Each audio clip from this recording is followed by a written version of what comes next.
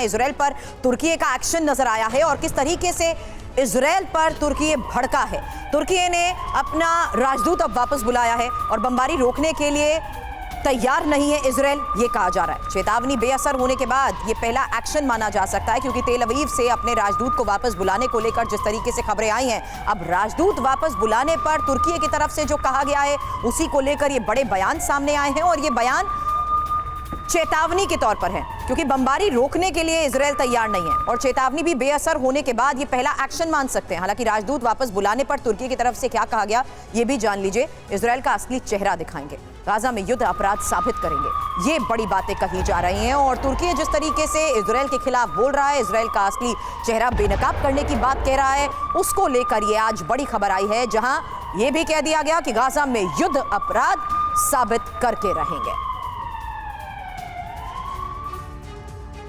और देखिए इजराइल को लेकर तुर्की का रुख क्या है, एर्दोगन ने क्या कहा है, जरा उस पर एक नजर डाल लेते हैं, क्योंकि तुर्की का रोल बहुत अहम होने वाला है। वो तुर्की जो इजराइल के खिलाफ नजर आ रहा है और नाटो का मेंबर भी है।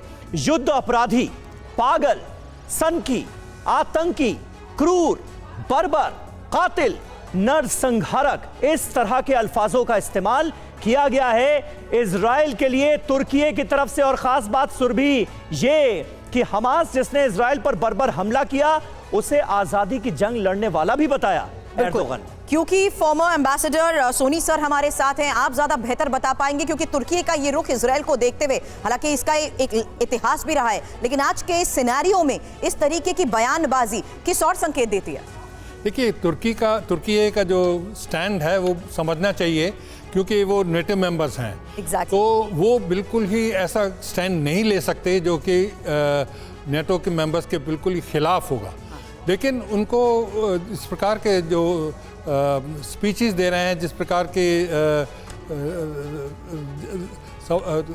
थ्रेटनिंग मैसेज दे रहे हैं, वो उनको देना पड़ेगा, क्योंकि वो इस्लामिक कंट्रीज़ के लीडर माने जाते हैं और स्ट्रेटेजिक पोजीशन भी है उनकी इन टर्म्स ऑफ लोकेशन उन कंट्री का। तो इसलिए अगर कोई बीच में कोई ले सकता है कुछ स्टैंड जिसको कि दोनों साइड सुनेंगे, तो वो तुर्की होगा। तो मेरे विचार में जो इस प्रकार जो दे रहे हैं, वो उनको कहने का मतलब यही है कि हम इस्लामिक कंट्री से सॉलिडेरिटी दिखाएं। exactly. एकदम उसके खिलाफ भी नहीं कर सकते इजराइल के खिलाफ। तो ये उनकी स्ट्रेटजी है कि कहीं पर भी हो हमारा उसमें मध्यस्थ करने का एक रोल मिल जाए और उसका कोई भी स्ट्रैटेजिक इंपॉर्टेंस है। ऐसे में क्या युद्ध के इस हालात में ये महज बयान देकर एक पोस्चरिंग की जा रही है, ये भी समझना बहुत जरूरी है, क्योंकि वेस्ट बैंक के एक और रिफ्यूजी कैंप पर हमले को लेकर जिस तरीके से खबरें आई हैं, तमाम ऐसे इलाके हैं जहां लगातार अटैक्स के बाद विध्वंसक स्थिति पैदा हो चुकी है। और एक और तस्वीर आपके सामने होगी जहां जेनिन के रिफ्यूजी कैंप पर हमले को अंजाम दिया गया है, उसी की ये तस्वीर देखिए, जहां युद्ध के इस हालात में किस तरीके से दोनों तरफ से जारी एक्शन के बीच ये तस्वीरें जारी कर बड़े नुकसान का दावा किया जा रहा है। और ये उस वक्त की तस्वीर आपके सामने है जब जेनिन के एक रिफ्यूजी कैंप पर हमले को अंजाम दिया गया। तो रिफ्यूजी कैंप पर लगातार हो रहे हमले के बाद इलाके की ये भयावह स्थिति आपके सामने।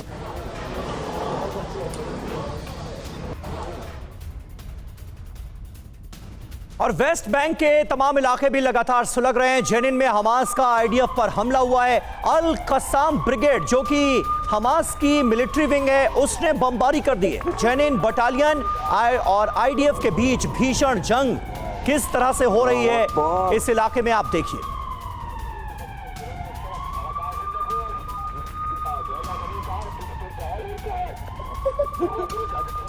और इजरायली आर्मी जिस तरीके से लगातार छापेमारियों को अंजाम दे रही है, एक और शख्स के गिरफ्तारी को लेकर यह बड़ी खबर आई है, जहां आपको बता दें तुलकरम इलाके में आईडीएफ के इस ऑपरेशन के दौरान इस गिरफ्तारी को अंजाम दिया गया।